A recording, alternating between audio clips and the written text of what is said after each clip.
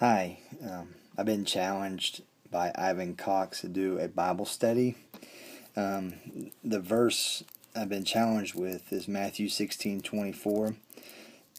It says, "Then Jesus said to his disciples, if any of you wants to be my follower, you must turn from your selfish ways, take up your cross and follow me."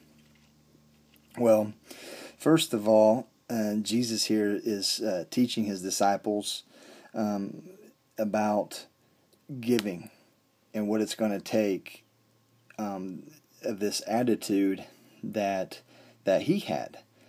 Jesus had the same attitude of giving, and you see it through all the Gospels of him giving, all the way giving his life for us to be saved, for us to be healed, for us to be redeemed, for us to be forgiven. He gave his life for us. And then on the third day he rose again.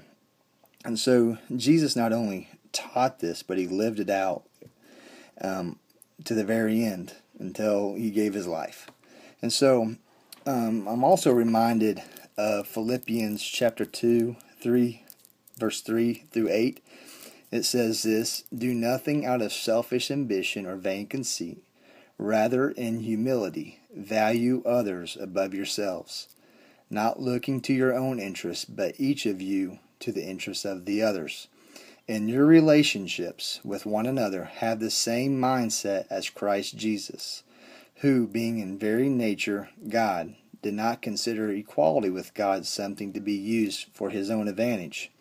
Rather, he made himself nothing, by taking the very nature of a servant, being made in human likeness, and being found in appearance as a man. He humbled himself by becoming obedient to death, even death on a cross." So we see here that Jesus lived out this life of taking up his cross. Every day of his life was all about others, his compassion for others, and his passion and love for others. So if you want to sum all this up, taking up your cross and following Jesus is all about denying yourself, loving others before yourself, becoming God-centered, not self-centered. And so it's about wraps it up for me about taking up your cross and following after Jesus. Be blessed because Jesus loves you.